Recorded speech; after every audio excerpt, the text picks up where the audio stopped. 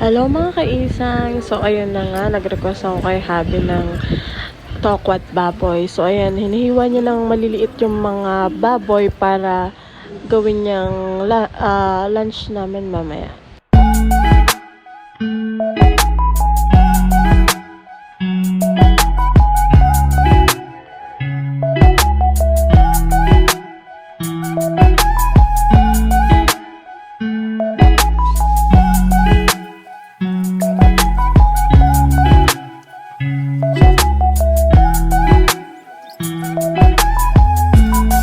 So ito yung mga panangkap, baboy,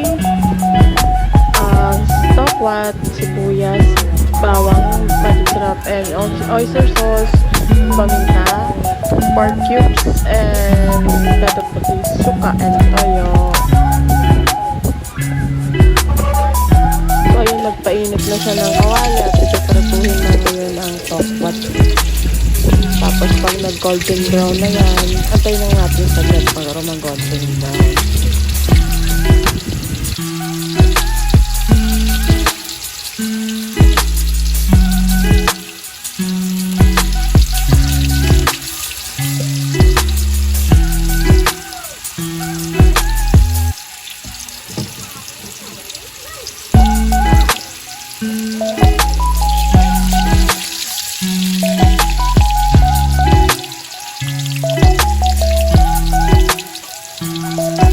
So, ayun na nga, nag-golden brown na nga yung tokwat. Ayun, gigisayin na ng asawa ko ang bawang at sibuyas para umpisa na ang pagluluto.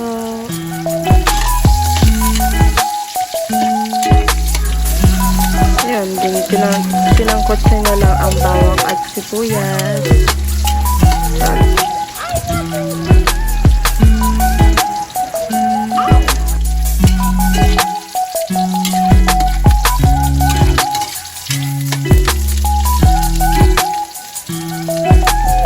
Nilagay niya na ang baboy.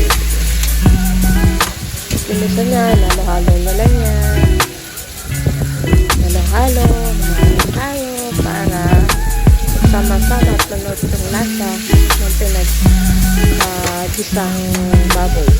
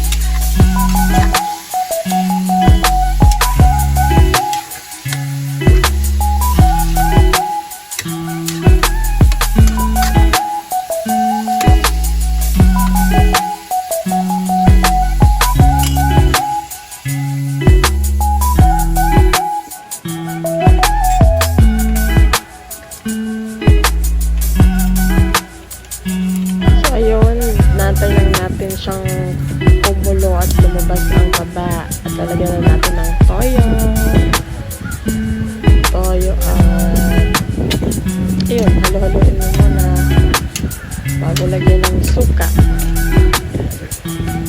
Para sa actually adobong baboy, pero kasi ang doon is may tokwa, kaya yun, tokwat baboy.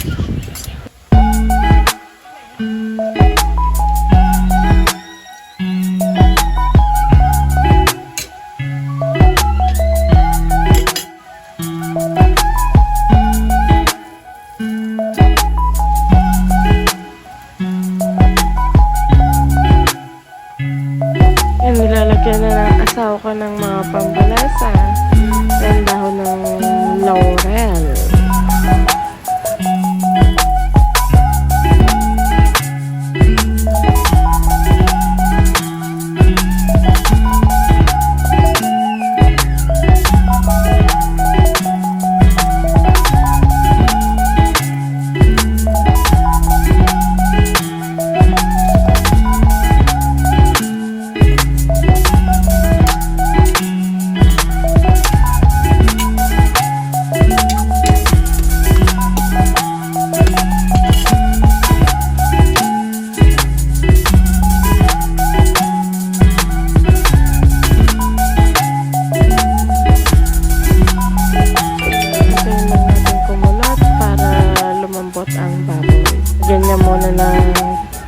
3 basong tubig para lumambot lalo yung baboy, para hindi matigas pag kinain.